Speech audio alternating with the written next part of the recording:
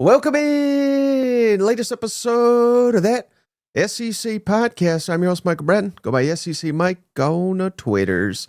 And there he is, everybody's favorite early cousin Shane. What's up, brother?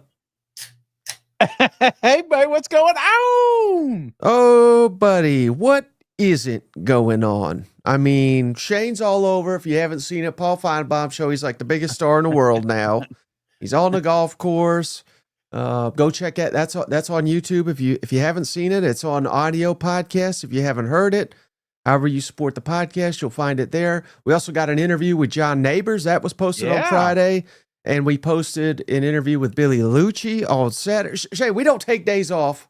No, even in the spring. But tell us all what it's like to be world famous and be all over the television. Well, no, I mean, it was, surreal. It's always fun to get on with Paul there and shoot the shit, but you just never know, like, when they're going to call. You never know how long you're going to be there. You don't have no idea what questions they're going to ask. And, you know, here I am prepared, ready to talk some SEC football. And they're like, hey, we're going to lead in with Bill Belichick. And I'm like, what? I mean, obviously he's a touchy subject right now going on in the country, but we had a great time. So yeah, after this show, be sure to check that out. Appreciate everybody reaching out and saying, hey, pretty much what they were saying is, I'm glad you didn't mess that one up. You know, they've watched enough of these episodes to realize that I'm going to screw up somewhere. Yeah. Well, I thought you did a hell of a job. No screw ups there. You didn't even call him Mike one time. So credit to you, Shane. And we just got a $5 donation from cousin Brian Moore. I don't know why that went 9 times. Giving $5 off the bat to cousin Shane for not mentioning Hendon Hooker when he was talking to Paul. I really almost did. I think we did talk Tennessee a little bit, but I did stay away from it. You're welcome. I tried not to cuss. That's the main thing. Yeah. I don't want to say any bad words, because you do that, then they'll never have you back. In fact, the last time I was on, they thought I said a cuss word, and there was like a 10-second, you remember that. You were like, oh, yeah. Did you say the F-bomb? And I was like, no, I didn't. So yeah, that's what I'm thinking in my head the whole time. Don't say Hendon Hooker. Don't say a curse word. Yep. All right, buddy. Well, hey, are you ready to get into trouble on this episode of the show?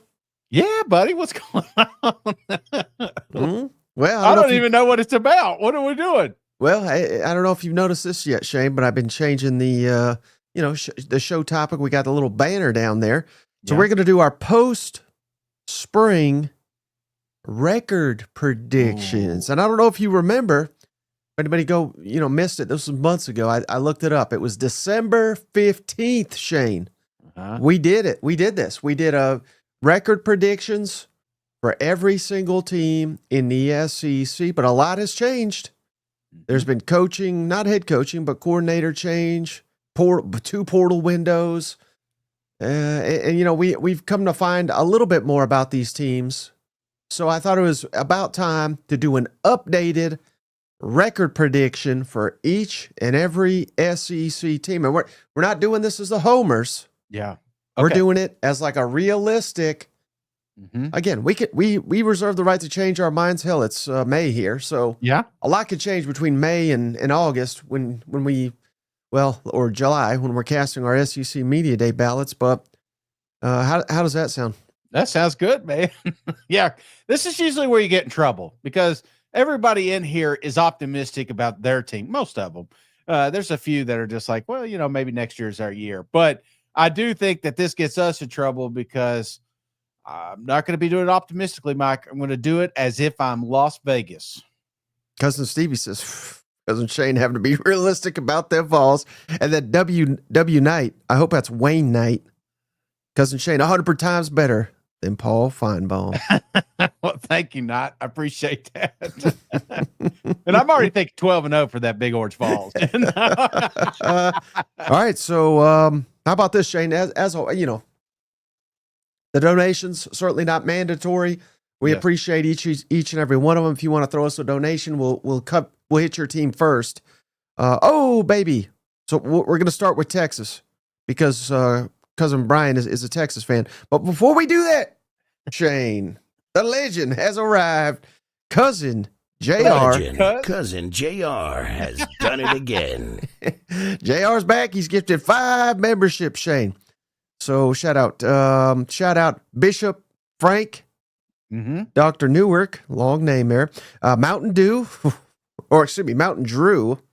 What a name. Patrick Green, Purple Orca, and Dustin Hale. You have all been blessed by the legend JR. Welcome to the family.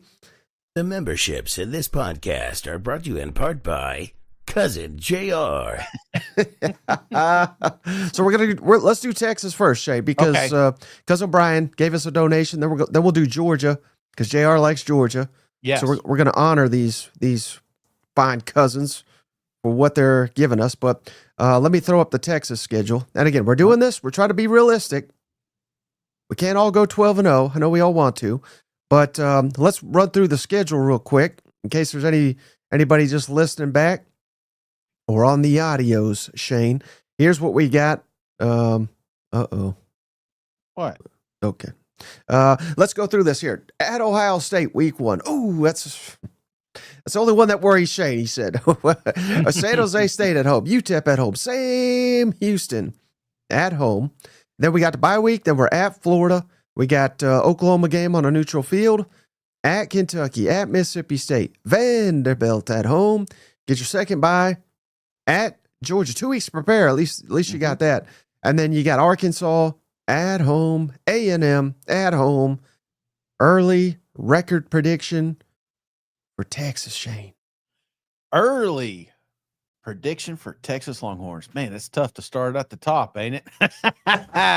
But here we are, Mike. I think obviously the games I'm worried about, Ohio State, Georgia, and then that one game. You know, you always have that one game that you should have won, but you didn't. And I feel like Texas, you know, breaking in a lot of new pieces may have that until I look at the schedule and I say, you know what? The only game I'm worried about is week 1. So Ohio State, Georgia, you're losing one of those.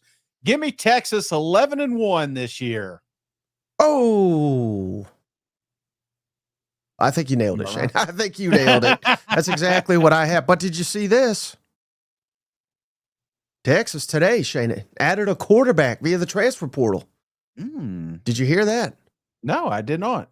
Let me get the guy's name real quick because I don't want to. I believe he started at Troy, Shane. Matthew Caldwell. So you know what that tells me? Arch Manning, overrated as hell. He can't play. They're bringing in a back. You know, they're bringing up a starter. I'm just kidding. But, you know, even at Texas, man, they're sitting here saying, let's go get us a starter to be a backup for this historic run we're going to go on. But I thought I'd have some fun there. But, yeah, I mean, it's hard to pick many losses on here. You know what? And that's even, buddy, you have no idea. We are still, to this day, Shane, getting messages from Ohio State fans about beating Tennessee. I mean, just go to the YouTube. It's got like 90,000 views at this point. Every day they're hitting us up, you know, mocking the SEC. So there's nothing I want more in the world right now, Shane, than for Texas to leave Columbus with a big fat W. You know what I mean? Yeah. But this, you know, there's me wanting it, and is that going to happen?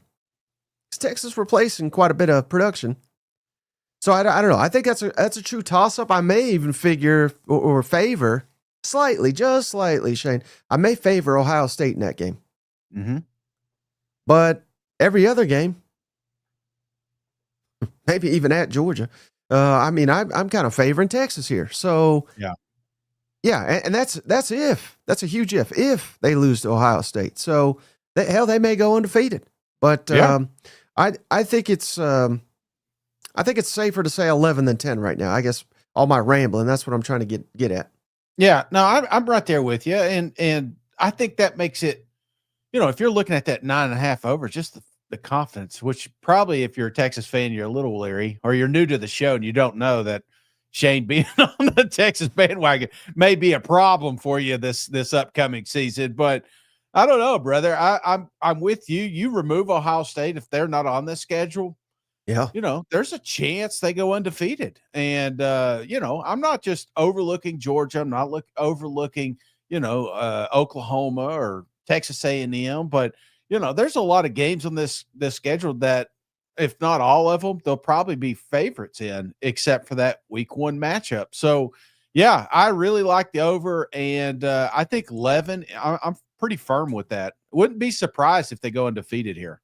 Let me ask you this, though, because, again, because we've kind of said the same thing. So now, this splits both ways. So maybe this doesn't matter at all. But any of these teams like Florida, Kentucky, Mississippi State, Vanderbilt, Arkansas, A&M, and hell, even I guess throw Georgia in there too. But now that they're getting Texas back-to-back years, any chance that any of these teams, maybe again, I'm not trying to discredit anything Texas did, but maybe a lot of it was kind of the newness of it. Where like these teams are not used to playing Texas, right? And maybe you get a second crack at them. Maybe you start to, again, figure out is the wrong word, but just that familiarity. Yeah. Maybe there's a game in there that this year, maybe they can handle Texas. Is there one? And again, that splits both ways because now Texas is getting more accustomed to playing these teams. But I'm just wondering, is there a team like, hell, they destroyed Florida last year, right? 49-17. Maybe that's one. Of course, DJ Lagway didn't play in that game. Hell, even Mississippi State gave him a pretty good game. Is there any team, Arkansas? I don't think there was really any point I was like, man, Arkansas is about to win this game. Right. But it was much closer than I thought it would be. Is there a game in here that you think, well, maybe this team could catch them if Texas has an off day? Short answer, no. Long answer, I said all that. Shay's like, I know. Move on. No. Because if you look at the schedule, pull that up one more time. If you look at the schedule, to me, Mike, it's tiers. There's tier 1, Ohio State and Georgia. Those games I could see them lose. Right. Okay. But I could also see them win. The second tier is your rivals. That's Oklahoma. That's Texas A&M. Another one that I don't see you losing, but it wouldn't blow my mind if you did, because it is a rivalry. And then right behind it, I'd probably have Florida by itself, and then Vanderbilt, Arkansas in that mix right there. So that's kind of how I'm looking at the tiers. And again, crazy things happen all the time. This is SEC football. You know what I'm saying? You can never take a Saturday off. Hell, Texas almost got beat last year by Vanderbilt. It felt like it at times. So yeah, I'm not totally, an idiot or all in. Me and Matthew McConaughey ain't texting each other talking about how great this season's going to be, but he may be right this upcoming year. Well, I tell you who is right, Shane. Who's that? Horton hears you. Yeah, Horton. Hey, he just gifted a membership, Shane, to Mitch Neely. Mitch, welcome to the family. And I believe, let me see if I got this in here or not. I don't. Oh, wait. Well, apparently, Horton couldn't hear you, so he's gifting you a membership. Horton's even got a sound effect now. You know what? Dang, Horton. You've made it now. Oh, and shout out, we got Card. Card just became a member of the channel, Shane. Yes. Welcome to the family. Card, we appreciate you, buddy. Hell yeah. What is he paying out? What? To the family. I don't know. We got JR got the sponsor. Let's do his team next. Yeah. Well, he's a Georgia fan, so let's throw up Georgia's schedule here. Okay, so if you're just listening back, we got Marshall at home, Austin P at home, at Tennessee. Get a bye week for Alabama at home. We get Kentucky at home, which actually Kentucky plays Georgia really tight about anybody, as well as anybody out of the old SEC East. At Auburn, Ole Miss at home, get your second bye. Then you play Florida and Jacksonville, at Mississippi State, Texas at home, Charlotte at home, and then Georgia Tech in Atlanta. But it's a neutral site because apparently they need some money down there at Georgia Tech. Where are we going with Georgia, Shane? What is your predicted record for them dogs. It's kind of funny because, these are the two teams that ESPN likes to talk about, SEC Network. And, it feels like Texas and Georgia, Alabama, those are going to get most of the love. And I don't see why not, Mike, because I told you the Georgia Bulldogs are being overlooked. They're sitting there at 9-5, just like Texas. And I think they're going to exceed those expectations. I don't think it's a flawless season. There will be some growing pains, but Georgia's going back to Atlanta, and to do that, they got to be 11-1. So give me 11-1 for them Georgia Bulldogs. Oh, 11-1, huh? Yes, sir. Am I right or am I wrong? The decaying dogs disagree with you, Shane. I think the wheels have fallen off. I think Kirby's, the best of Kirby's behind them. I think Georgia's gonna be one of the worst years they've ever had, Shane. 10-2. Go 10-2. They can still get to Atlanta, but until they beat Alabama, I mean, we just look like fools predicting it every damn time. Mm-hmm. Of course, they got them once under Kirby, but that one I'm giving to Alabama, even though it is in Athens. And I think they trip up somewhere else, whether it's at Auburn, Florida, Ole Miss, Texas, at Tennessee. At Tennessee is not that daunting anymore to me without Nico. Not that Nico was fantastic, but whoever the quarterback is, getting amped up for Georgia by week 3 seems like a horrible mismatch for the Vols. So I don't know. I see Georgia losing somewhere else in addition to Alabama, if that makes sense. No, I get that. And that's one thing about them compared to Texas. I feel like there's a lot more landmines floating around. Not just Bama, but you could rope Tennessee, Ole Miss, Auburn, Texas, even your Florida Gators. There's a reason Kirby Smart is so pissed off at the schedule makers, because Georgia does not have an easy road. But as I guess compared to last year, a lot of these are going to be at home. So I'm looking at Bama, I'm looking at Ole Miss, and I'm looking at Texas. That's why I'm a little bit more confident, just because Athens growing up didn't seem like a wild place to play. But these days, it's a damn – I mean, you're lucky to come out with points on the board. Forget winning. Just getting points on the scoreboard is tough to do down there in Athens. So, yeah, I really like their schedule because of that. I like – that people sleeping on them dogs. Give me 11-1 here. Okay, yeah, you and Eric Ainge have changed your tune on how difficult it is down there in Athens, and I agree with you. It's a damn hellacious place to play. But we're gonna try reverse psychology coming into this one. Like we'll never beat these guys. Hey, we got another donation, Shane. Oh, thank you, cuz. Time from Steve O'Rolo. Gave us $10. He's a boomer. Love the Travis Davidson interview, big cuz. Keep up the good work, boys. Y'all make the freaking offseason a little bit more exciting and entertaining. Steve-O, we appreciate you. Thank you, bro. So let's do Oklahoma. You saw what I did there. Let's do Oklahoma next. Again, if you're just listening back, we'll run through the schedule here. We got Illinois State at home, Michigan at home. What a game that's going to be, Shane. At Temple. Auburn at home. Then you get your first bye, Kent State at home. You get Texas in Arlington, Dallas, whatever the hell you want to call it. At South Carolina, Ole Miss at home. At Tennessee, get your second bye week. You're at Alabama, Mizzou, and LSU, last two at home. Record prediction. It's your moment of truth here, Shane. You're starting to turn around on the Sooners. You just went on Paul Finebaum, said they're going to exceed every expectation. But you still found a way to troll. What do you think the prediction is for the Sooners? Well, if you watched that awesome interview that I had with Paul Finebaum, you would see that I've already predicted this one, Mike.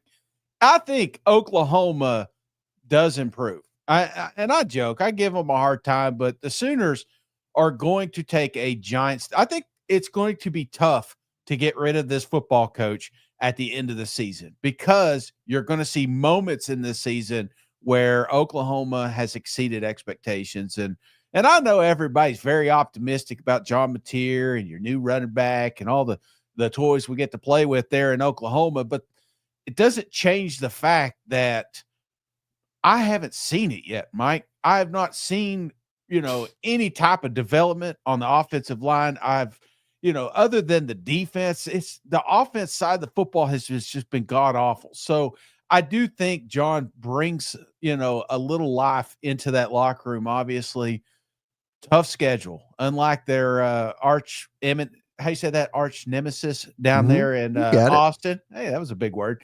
I think that they've got kind of screwed on the scheduling just because of their success they've had in the past. But because of that, I've got Oklahoma going 7-5 this year, Mike. Give that man his $10 back, Shane. You deserve to pay $10 for that trash take, Shane, because Oklahoma's going 9-3. What? Just outside. I don't have them as a playoff team, but that's just short of it, Shane. They're going to be one of the most improved teams, I think, in the and remember, I had them at 5-7 in December. You know what I mean? So I have been completely drinking the Kool-Aid since then. A lot's changed since then. But I think they're going to go 5-0, and I think they're going to get several of these, Shane. Several of these at the tail end of we had somebody the other day said they're going to lose the last 7. That's insane. They ain't doing that. I had forgotten someone bet us if they win more than 4 games, they're going to send us some bourbon. They might as well just go ahead and send it, Shane. They might as well already send that shit because there's no way Oklahoma's going 4-8 or even 7-5, like you said. Steve O'Rollo says he takes it all back. Let's see. But again, I've come a long ways. I was right there with you. I thought this was a 3-4 win team. I thought Venables would be fired before November, but now I'm starting to come around, and I don't know, some more Oklahoma interviews or horn down bourbon, which I've got on the way. Maybe I will change my tune. What about this though? Let me ask you real quick because again, you said 7-5, which that would be an improvement technically, but that's a shade away, Shane, from 6-6. Yeah. If Venables at mighty Oklahoma, Shane, he wins 6 games, 3 out of 4 years. I feel like we got to fire his ass. Is that too harsh or? No. If the money's there, if you could find the money, then absolutely, brother. Because Oklahoma, they should be contenders every single year. We shouldn't be having the conversation as to I hope they make a bowl game, or we need this one player to just change everything. This is a team that traditionally has put a lot of talent in the NFL. They've won a lot of championships. They've won a lot of national championships. That's what the expectations are there in Norman. And, they're kind of stuck. They got kind of stuck behind the 8 ball here. They now they made their bed. Now they're sleeping in it kind of scenario, but who knows? I think with a little success, we may be able to turn this thing around, but if it's 6 wins, 7, maybe you keep them, but it's that would be tough. That would be tough pill to swallow for those boys down there. Well, we don't have to worry about it, Shane, because again, they're going 9-3. They're asking me where. give us the 3 losses. The 3 losses at Alabama, LSU, maybe. Yeah, and I'll say I'll say at South Carolina. Those are your 3. They ain't losing to Texas. I've already predicted it, so I got to stick with that. But the rest are wins. Yeah, I'm looking at this schedule now. I had Michigan as a question mark, Auburn as a question mark coming in. I had Texas as a loss. I had Ole Miss as a loss, Tennessee as a loss, Bama as a loss, LSU as a loss. But some of that has changed. The more that I've heard from Oklahoma, the people excited about what they've got in that locker room. I mean, and not to mention the changes at Tennessee, the changes at Ole Miss. Oklahoma has some, I want to say 50-50 games. They got some 60-40 games. But, if Venables is going to stay there, he's got to find a way to win them. Yeah. All right.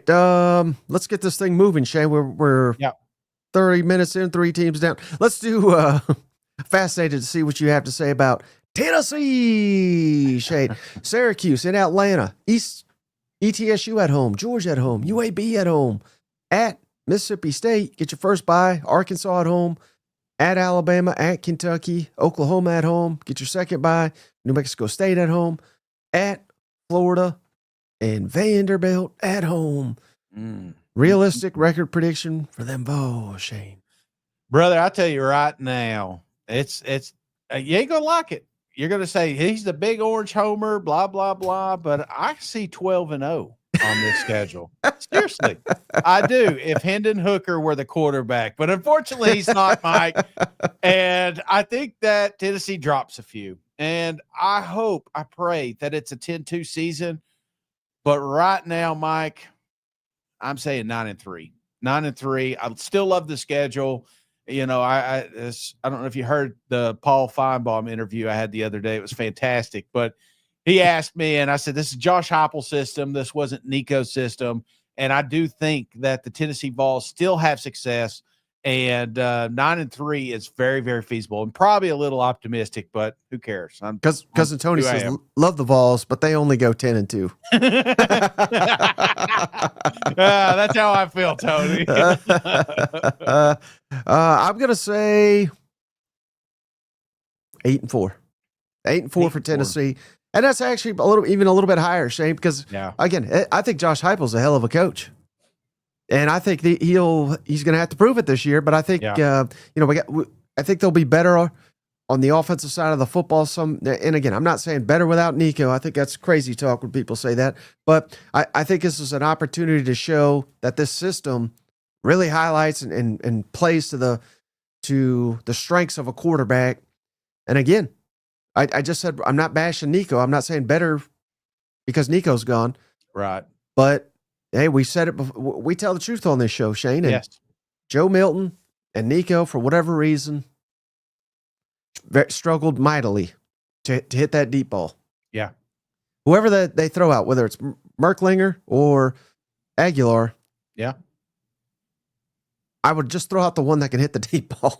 Because if you got that, the whole rest of the offense opens up. You know what? So, again, 8-4. I think they'll lose to Georgia. I think they'll lose at Alabama. I think they'll probably lose to Florida, and give me a loss to Oklahoma as well. So 8-4. I think that's a solid year considering your quarterback quit on the team in spring football.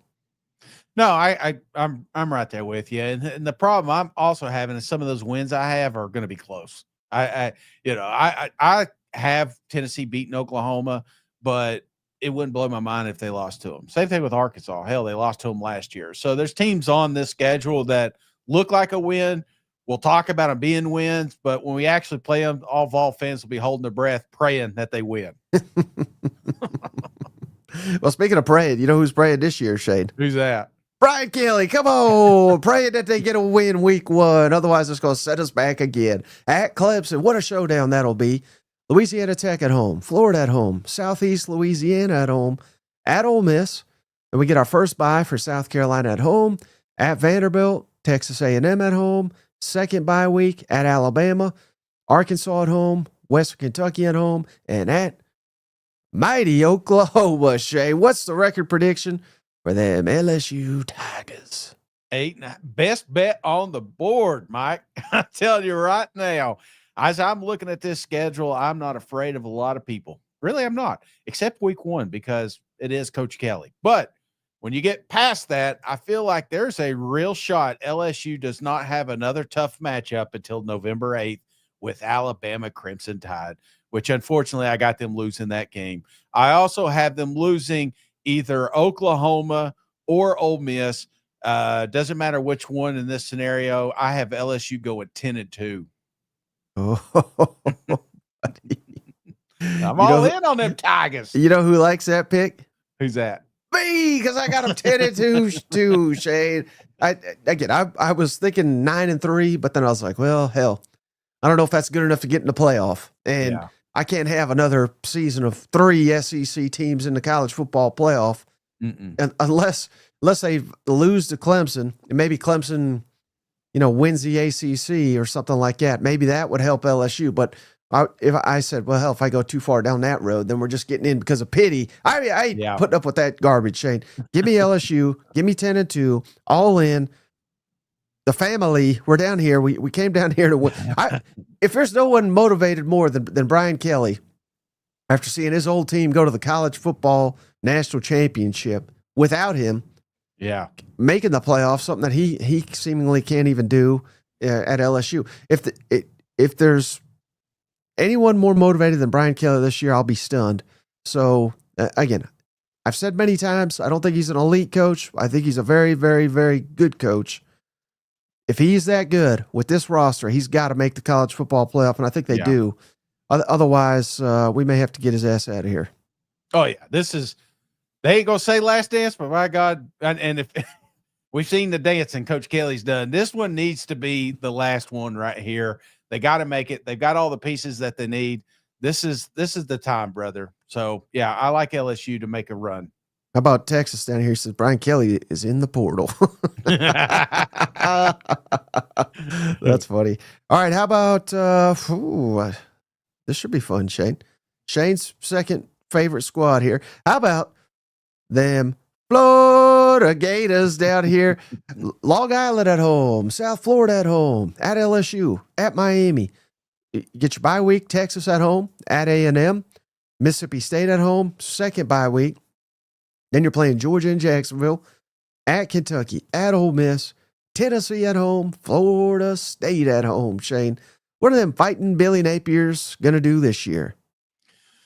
I think they're going to surprise a few folks, brother. I was really down on them last year, and they kind of turned it around toward the end of the season, had some really great games. And, I've been talking to Florida Mike all summer long, it feels like, and he's telling me that their Gators are going to the damn playoffs, it feels like, behind the arms of DJ Lagway and the stout Florida Gator football team. But, Mike, at the end of the day, damn well they're going to struggle to make a bowl. So give me 6-6. They get in there. Miracle win with the Florida State Seminoles. And Billy is retained for yet another season. Year 5 process. Buddy, that'd be rough. That'd be a tough pill to swallow. Hell yeah, it would. Would fans would they even show up, Shane? If they're 5-6 going into that last game against Florida State, do fans even show up? No, I do not. Gator fans are always. There's a handful that are just diehard. Doesn't matter what they put on the football field. But at the end of the day, after the constant beatdowns, especially on this schedule, because I could see potentially 2 losses back-to-back, Ole Miss and Tennessee. Even Georgia. You got Georgia, Ole Miss, Tennessee. If you could lose 3 of those 4 games, it's going to be tough to put butts in seats November 29th, man. Well, that's a fantasy anyway, Shane, because them Gators is going 9-3. They're doing it big this year. Another one that I got on the cusp of the playoff, but I don't have the guts yet to predict it. 3 losses probably at LSU, Texas, maybe Georgia. Man, I say maybe. You know what I mean? I think maybe A&M could be 1-2. Maybe swap A&M for LSU. I don't know, but those are the only games I see as even competitive for the Florida Gators this year. Slim said, which week will Fire Billy start? This week, Slim. This week. So, how stunned would you be if the Gators went 9-3? I'd be pretty damn stunned. I'm not going to lie. And, I do think Florida team, that's the crazy part. I do think they're improved. I think they will be better. But, LSU will be better. A&M's going to be better. I think, maybe Ole Miss, Florida State for sure is going to be better compared to what, that train wreck they put on the field last year. So I don't know. Florida Gators got a tough road. This is more about scheduling than it is actually, player personnel, if you will. But the Florida Gators could surprise me. They did last year. And honestly, they're probably happy that I'm doubting them now because I doubted them last year. What are the odds? 0 out of 100, because I don't think it's 0, Shane. Yeah. If they do, let's say they struggle like you're saying, and they're 6-6 or whatever. Mhm. What are the odds at some point Billy Napier's like, it's because of the schedule? If they had been fair with the scheduling, we'd go 8-4. He'll make some sorry excuse about the scheduling, don't you think?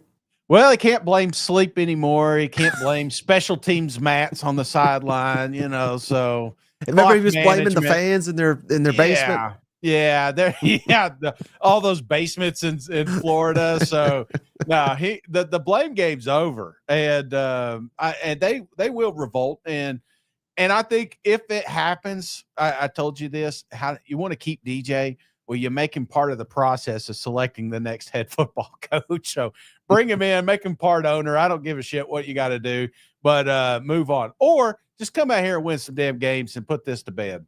Yeah. All right. How about someone that could have put it to bed, Shane, but they didn't last year. Ole Miss Rebels. How about it, Shane? Georgia State at home, right out the gate. At Kentucky, Arkansas at home, at Tulane at home, LSU at home. You get your first bye week. You get Washington State at home. A lot of home games here. At Georgia, at Oklahoma. Then we get South Carolina at home, Citadel at home, Florida at home. Second bye week. Hate that. Dead the last bye week here. And then at Mississippi State for the Egg Bowl. What's the record for Ole Miss this year? That's the problem when you're not optimistic anymore, Mike. That's the problem when I can't just give you a blanket, they're going to be better speech, I feel like there's got to be some bad stories brought up in 2025. There's got to be some unsuccessful programs in 2025, and we're talking about one right here. And the success is all in the eye of the beholder, because 8-4 would be a great season for Mississippi State. 8-4 would be a great year for Vanderbilt Commodores. It will not be for Ole Miss because of the standards Lane Kiffin's created, but that's exactly where they're going to land this year, 8-4. It's like you're looking at my notes here, Shane. I got it. Ole Miss 8-4 too. And again, that's below average for Ole Miss. I think you said it perfectly, but I think the over-under is pretty telling at 8.5. Yep. And I don't know. I just now this could be a true test, Shane. Could it be that without all the offseason hype and all the hoopla and Last Dance, all that garbage, Kiffin seems very relaxed these days. Yeah. But I don't. Will that pay off? I don't know, because I thought maybe he was a little tight last year. Mm-hmm. There's a case to be made that if it's not all the hype, all the expectations, college playoff or bust, maybe we perform better on the field. That would be that could be my silver lining if I'm an Ole Miss fan. But I'd say, reset your expectations. Mm-hmm. I think this is like a reload year, not a rebuild, but a reload.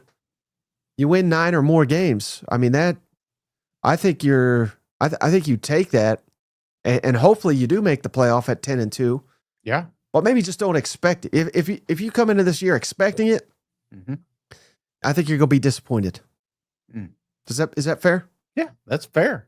That's fair. Maybe this is right where they want to be. Like you said, the expectations aren't as high, but they can be. They can ramp up real quick. You start winning a lot of football games, and we get the whole. I think Lane Kiffin would embrace the SEC championship right now. You know what I'm saying? Like, he'll be down there 2 days early if possible. So I was just going to say, he doesn't want to play it though. So I don't think he's going to have to worry about that this year. I really don't. Yeah, it's a good point. All right. Hey, someone that may though. Yeah. If Shane gets his way. How about the LSU Tigers, Shane? Oh, lordy lord. Look at all these home games. Central Arkansas, right out the gate. Ooh, I think I need to update the schedule too, because I believe they've moved that game to Friday, not Saturday. We got Kansas at home. Extra day prepare for Kansas. That's probably why we moved it. Louisiana at home. South Carolina at home. UMass at home. What a murderer's row there. Get your first bye week, then you get Bama at home, maybe the biggest game in school history if both those two are undefeated. Well, maybe not school history, but recent memory. And then we got at Auburn, at Vanderbilt, then we get a second bye. Love these buys. I mean, As if the schedule doesn't line up any more better for Missouri. I mean, maybe your two biggest games, both at home, both get by. You have 2 weeks to prepare for A&M. Both the teams waxed you last year, so that these are revenge games. Mississippi State at home. Then at Oklahoma, at Arkansas. Cakewalk to the college football playoff, Shane? Well, we talk about Lake Kiffin being consistent. So is Drink, and consistently they find ways to win 10 games. It seems like every single year. This is the first one in a long time, though, that we've had so many question marks coming into it.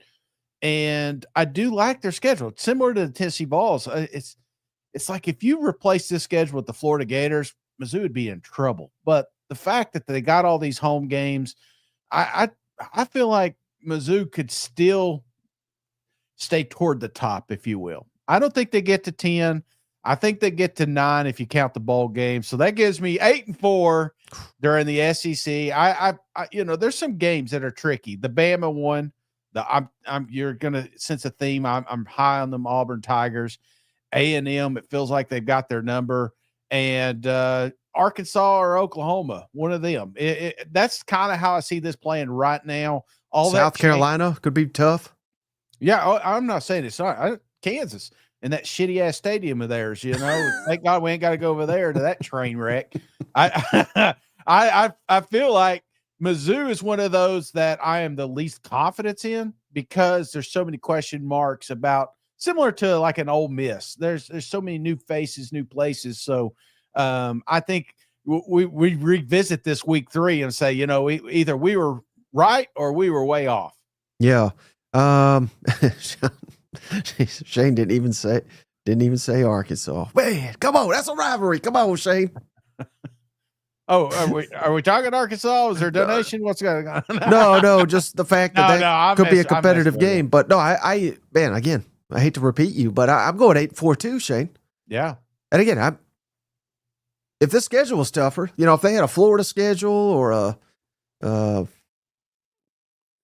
Mississippi State schedule, Oklahoma schedule, I don't think there's a shot in hell they go 8-4. Yeah. But this schedule sets up, hell, they might even do better. But I think Missouri might be I'm just basing this off fans, all their comments and all the expectations they have. I think Missouri's a little overrated just based on where the fan, and I don't blame them. Hell, they just won 21 games. Yeah. The expectation is to keep that rolling, but I just don't know how realistic that is. This, again, similar to Ole Miss. I'm not a complete rebuild, but I wouldn't quite call this a reload year either. I mean, we're maybe reload on the defense, but almost a rebuild on offense. So, I think they trip up a time or two where fans are not expecting. And hell, just 3 years ago, Shane, 8-4 would have been a tremendous season at Missouri. Oh, yeah. Now, if they do it, fans are like, what the hell? Why do you think we suck ass? You know what I mean? Like, that's life in the SEC. 8-4 is pretty solid, Yeah. No, I mean, 8-4 is great. But again, that's just another prime example of standards being changed. And the expectations are to always compete for that spot. So, yeah, I again, a lot of uncertainty, but I'm a little more concerned coming into 2025 than I was last year. Yeah. How about South Carolina, Shane? They're playing the Beamer Bowl week 1, Virginia Tech in Atlanta. We got South Carolina State at home, Vandy at home, at Mizzou, Kentucky at home. Get your first bye week and then you go at LSU, Oklahoma at home, Bama at home, at Ole Miss. Then you get your second bye for at Texas A&M, Coastal Carolina, and Clemson. Both of those at home to finish out the season. What's the record for them Gamecocks? Tough one, brother. Scheduling here. You look from October 11th to November 15th. All 5 of those games. We're talking LSU, Oklahoma, Bama, Ole Miss, A&M are losable. Yeah. I don't think they do. I do believe that Shane Beamer and company have, they've kind of built a machine over here. And just when you start disrespecting the old Coach Beamer, he comes out and he punches you in the mouth. And 7.5, I think that's a good number. And that's kind of where I'm hovering right now, Mike. And unfortunately, because I've given some of these other teams the nod up to this point, this is one of those programs that's going to take a little bit of a hit. So not much, but I've got them going 6-6 this year. Oh, Shane, I forgot how much you hate me. Never comes to our table at media days. Now he's paying for it, Shane. He's paying for it. I'm right there with you. Not that bad. I think they'll be better because I love Sellers. But give me Carolina 7-5, which again I think would be a major disappointment. Yeah. Given how good they were last year, should have made the college football playoff.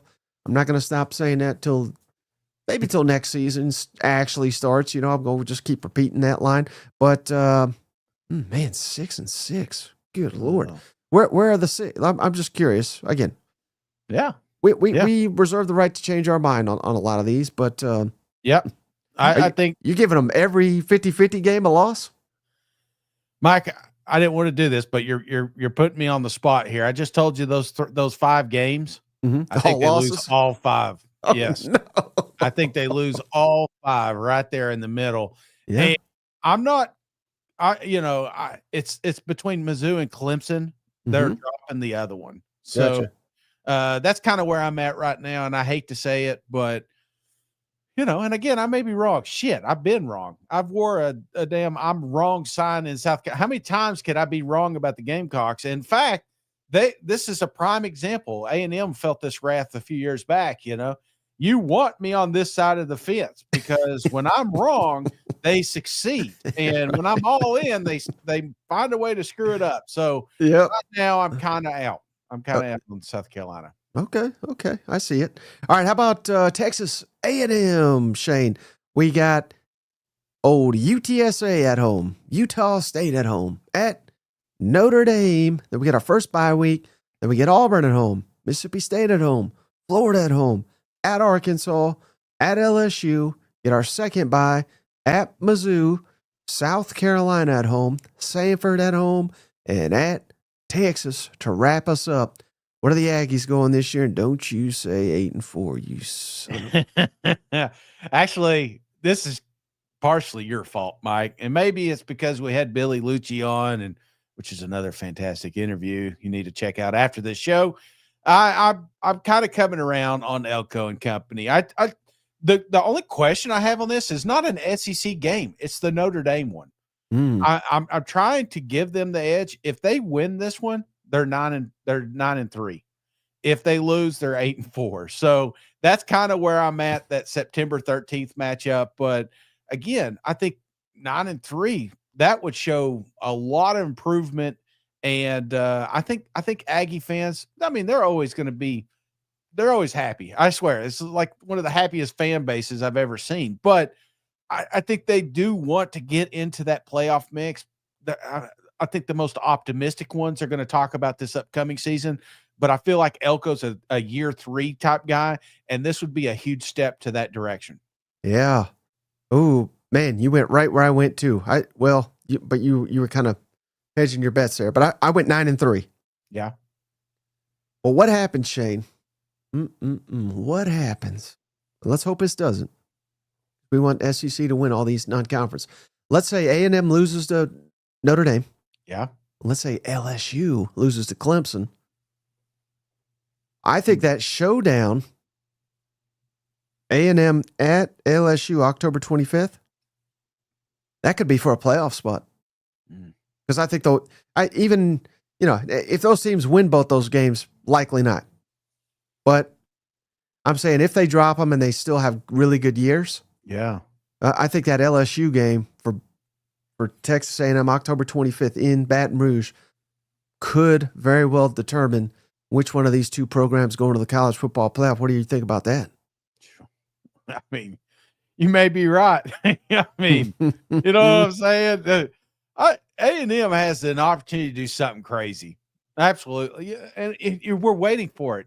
We talk about the parity of this league. There's always a team like an A&M that we're not giving the respect. I even went on yesterday. I was telling you about Reed. I feel like that's a quarterback that not enough people are talking about. And I don't know. Similar to where Ole Miss is now, here's a team that the expectations are down, but does it mean they're out? I could easily see Texas A&M winning 10 games. I could see them right there in the playoff mix. It's just, we have to see it, we have to.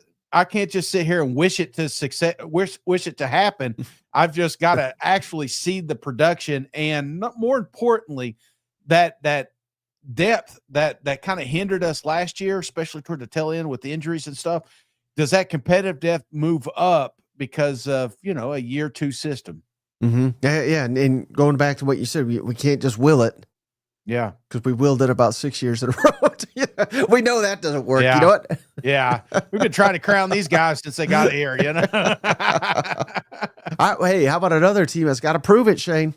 Mm-hmm. Auburn. How about them Tigers, Shane? At Baylor, Ball State at home, South Bama at home, at Oklahoma, at Texas A&M. Get your first bye. Georgia at home, Mizzou at home, at Arkansas, Kentucky at home, at Vanderbilt, second bye, Mercer at home, Alabama at home. What are them Fighting Hugh Freeze's going to do this year, Shane? This is my baby right here. This is my project. This is, you know what I'm saying? Like every year I find a football team that deep down inside, other than the Big Orange, I'm like, man, I want these guys to succeed. And it's not because of Hugh Freeze. It's more about the fans. These damn Auburn fans have been through it, man.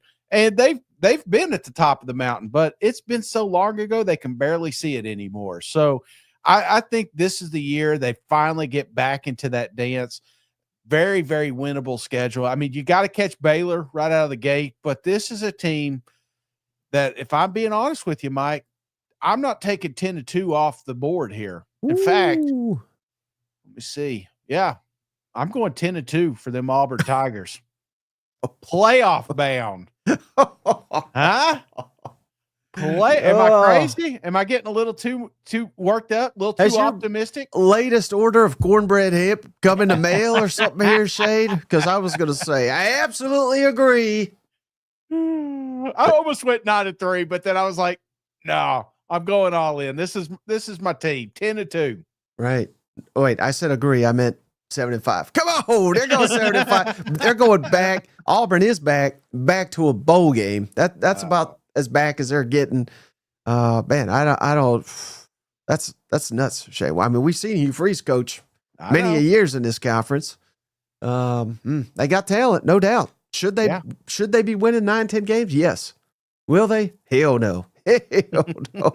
Unless something drastically changed and we will hire John Summerall or something by August or something like that. So I think Oklahoma, A&M, Georgia, Bama, I think those are all losses. And I think they'll find another. Hugh Freeze always finds one that he shouldn't have. So I don't know if it's Baylor, Arkansas, Kentucky, Vanderbilt. He can't. It's going to be Vanderbilt. That's what it is. He can't beat Diego Pavia to save his life, Shane. So that ain't changing this year. Mm-hmm. Auburn fans, go ahead and book him hotels now before they go. All right. How about we haven't hit on Bama, Shane? How about Alabama? Yeah. Mm-hmm. Right out the gate at Florida State. What a game that could be. ULM at home, Wisconsin at home, bye week at Georgia. How about I don't know that these are world beaters aside from Georgia this year, but any other year, you're saying Florida State, Wisconsin, Georgia in the first month. Mm-hmm. Maybe we've not talked enough, Shane, about how lucky Alabama is that two of these traditional powerhouses kind of suck because, they schedule these things out 40 years in advance.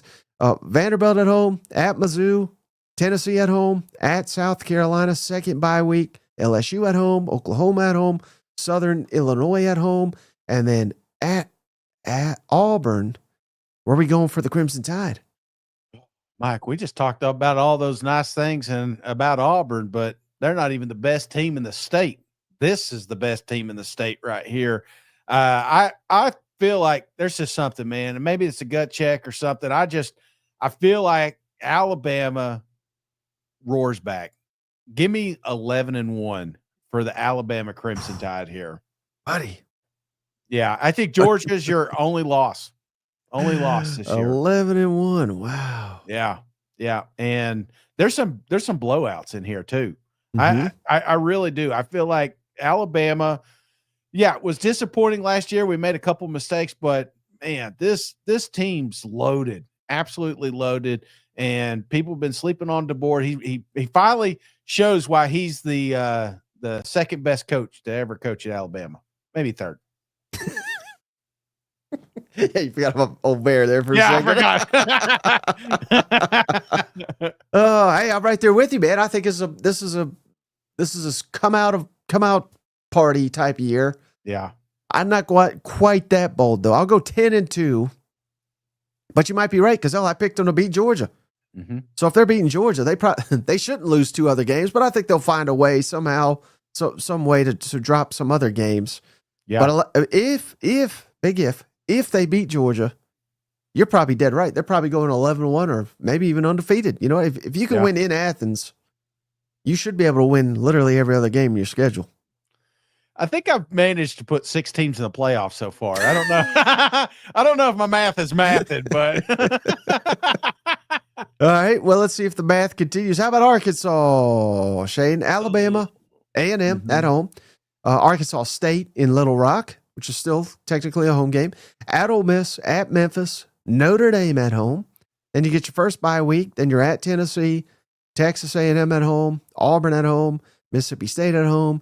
Get your second bye. Then you're at LSU, at Texas, and Mizzou at home. How about them Razorbacks, Shane? Man, why do we always do this? We always start out, I love Sam Pittman. Everybody knows that. We love Coach Pittman, and I love the fans. Again, this is a fan base that's hungry. That's just gotten beat up. You know, it's been picked on. Then, the last 5-10 years, it feels like, and you just kind of feel bad. You don't even want to put a mean tweet out. You're just like, I don't know. It's Arkansas. Now, I did put a few out after they beat Tennessee because I had to catch up a little bit, but I think this is a bad year for them Razorbacks. I've got them at 5-7, missing a bowl game. I'll go one better. I got them 6-6. Mm-hmm. But instead of kicking them while they're down, let me ask you this: is there any reason? I know they don't have Lane Kiffin or anything, but is there any reason that the success that they're having at Ole Miss, which again, it's not like they're annually making the playoff or going to the SEC tournament, but 10 wins, 8 wins, 11 wins, 10 wins. Any reason that what Ole Miss is accomplishing, that Arkansas can't do something similar like that? No, it can be done. Right. Success can be done anywhere in this conference. It takes a few things, not just a good coach. It takes good fans. It takes good boosters. It takes right players. You know, how many times have we Texas A&M, prime example, #1 recruiting class. That could have been one of those classes we talked about 20 years from now, but it fell apart. So sometimes just the stars need to line up. And, the crazy thing is Arkansas had a fan that had a chance to get Lane Kiffin, and it didn't work. So, I feel like it could, but does it happen in 25? I don't think so. All right. How about Vanderbilt, Shane? Charleston Southern, I believe that is, right out the gate at home, at Virginia Tech, at South Carolina, Georgia State at home, Utah State at home. We get at Alabama. Then we get our first bye for LSU at home, Mizzou at home, at Texas, Auburn at home. Then we get our second bye for Kentucky at home and at Tennessee. Shane, what are them fighting Clark Lee's going to do this year? I can't believe 4-5. 4.5 is the over-under for Vanderbilt. Did they watch the same Vanderbilt team that we watched last year? I mean, did they lose their quarterback or something? Did they lose their coordinator or something? I think people they're not respecting these guys because it's Vanderbilt, and you always put them there at the bottom. But 4.5 is crazy, and because I think they get to 5. Give me 5-7. They get a win over Kentucky. We've not got to them yet, but you're not going to like it if you're a Kentucky fan. So give me 5-7. There's going to be, again, some close games on the schedule. It's not a team you want to play, but to think Vanderbilt just all of a sudden has arrived, we're not there yet. Hey, great point by cousin Jesse. Virginia Tech will have back-to-back SEC games to open the season, having playing Carolina. So better than UMass, you know. for that simple fact, Shade, give me 6-6. We're going back to the postseason. I don't think Diego Pavia is capable of putting a loser out on the field. I just don't. I mean, that guy's going to find a way to steal a game or two that he shouldn't. He did it multiple times last year, and people can discount him. They say he's overrated. I still can't believe, Shade, that there's people that they're in the comments now probably saying, Diego, he's mid, he's overrated. I mean, that whooped Alabama's ass last year. Yeah. You know, I mean, who in the world thought that was coming, you know? He's a gamer, man. He's an absolute dog. I'm not going to say Pavia is a bad player, but when you're comparing him to other NFL players, he is. He comes across to me as like one of those rec league guys, you know. You show up the gym, everybody's playing basketball, and you're like, who's this guy? You know, he's the only one that's like dribbling between his legs. That's Pavia. You know, he's a great rec league guy. But as far as the NFL, you know, I think he'll get there, but I think the success more importantly, what he's doing now is the groundwork for Coach Lee and company. And you got a lot of media attention and everything. You've got Theo down there. I mean, hell, they're like best buds right now. Take advantage of that. Vanderbilt can build off of Pavia. I just don't think that they go to a bowl game. And I was trying to look up the statistic. I couldn't find it. So maybe don't 100% quote me on this, but Diego Pavia, if I recall, in terms of SEC rushing attempts, I think he may have been top 5. If not 5, I think he was like top 10 for sure. Yeah. And I think that's part of the reason why they faded a little bit because, I think they'll have to adjust to that. He's a smaller guy, but you can't ask him to be running the ball 20 times a game. Right. Not in this conference. You know what I mean? So yeah, that's got to be a big adjustment that they make this year. He's still going to run. The offense won't work if he doesn't run, but they got to find a way to make sure he doesn't get hit as much as he did last year because he won't survive. He barely did last year. Yeah, no, I totally agree. I mean, he got banged up several times last season. Right. So I wonder if a lot of people, they probably didn't watch a ton of it, and then they started watching after they beat Alabama, after they pushed Texas, and then people saw a hurt version of him, and they're like, this is the guy they're talking up? He's, but he was hurt. Speaking of hurt, Kentucky, Toledo at home, Ole Miss at home, Eastern Michigan at home. At least we got a bunch of home games here. For our first bye, at South Carolina, at Georgia. Second bye, Texas at home, Tennessee at home, at Auburn, Florida at home, Tennessee Tech at home, at Vanderbilt, at Louisville. What is the record for the Mark Stoops Fighting Bourbons? Well, let's just complete that graph. That's a good graph. Go back to that one, Mike. He started out with 2 wins. Oh, no. He ends with 2 wins. Give me 2-10. This is the worst football season that Kentucky fans can remember. And there's some absolute, I think, blowouts on this schedule. And, you look at Ole Miss. I don't think Ole Miss has a great team. I don't think that they, go to a playoff or a bowl game. But I do think they remember last season and they make it personal. Toledo, I think that's possibly a loss, brother. I think there's a good shot Kentucky starts out 0-2 and the wheels have fell off before we get deep SEC run. So, yeah, I am not really confident with them. And again, that may change. I'm usually wrong, but 2-10 is what I've got. Who are the 2 wins? 2 wins. That would Tech be and E. Yeah, Tech and E. Was that Eastern Michigan? Yeah.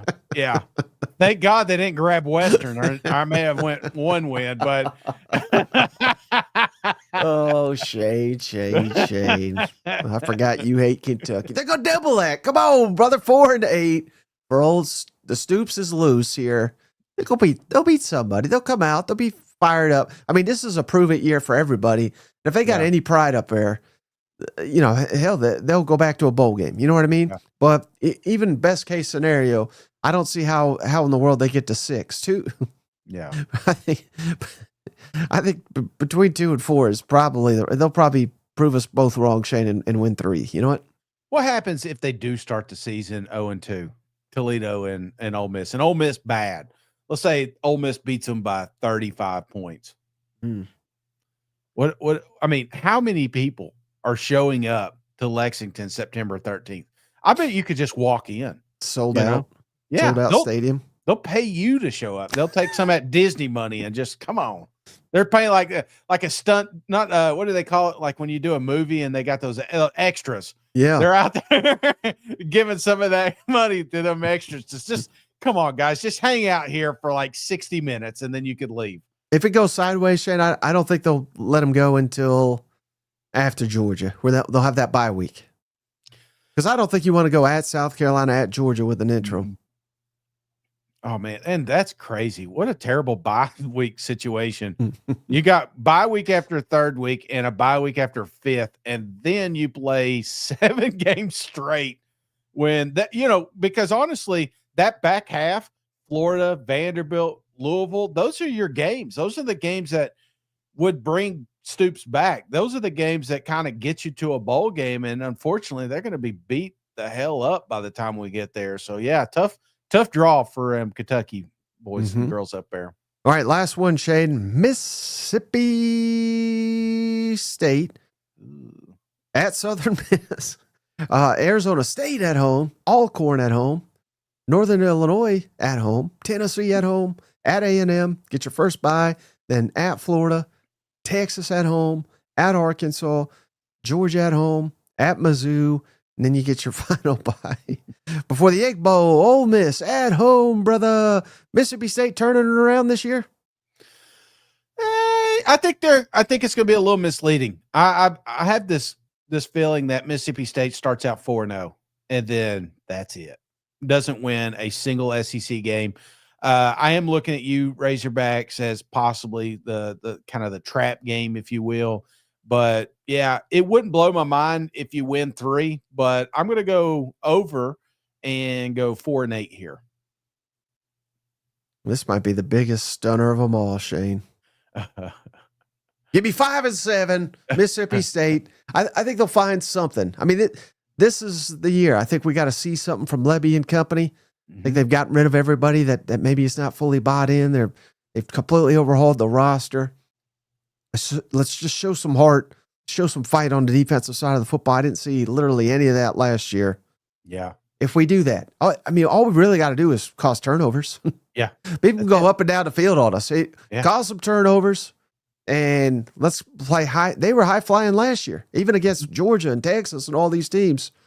Now they kind of petered out there at the end, but they were on a true freshman quarterback. So I don't know, Shane. I think Mississippi State's got a little bit more fight than we're giving them credit for. Give me 5 and 7, flirting with a bowl all season long.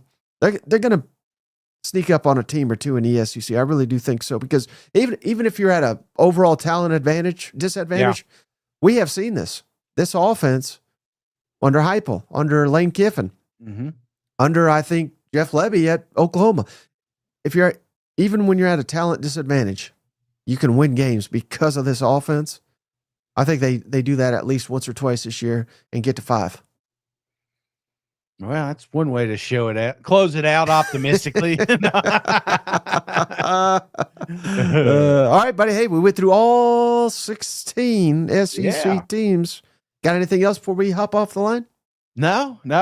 It's good catching up again. Mike, he told you, I think I've hinted at it a couple of times. A lot of great content came out over the weekend. So after this, if you're looking for a little Texas A&M love, little, I don't know, Paul Finebaum love, or Arkansas love. Yeah, I've already marked them off the list.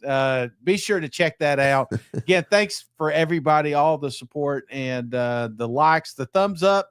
They mean the world. I don't know why, but it keeps us rolling. So be sure to, when you minimize this, put those thumbs up and share with your friends. Are you real quick, man with the plan, Shane? He says keep the golf game going. You're off tomorrow? You gonna be golfing? Yeah. If you're looking for like even worse content, go to SEC Cousin Shane on YouTube. I think I got 150 subscribers now. Thank you for every one of you.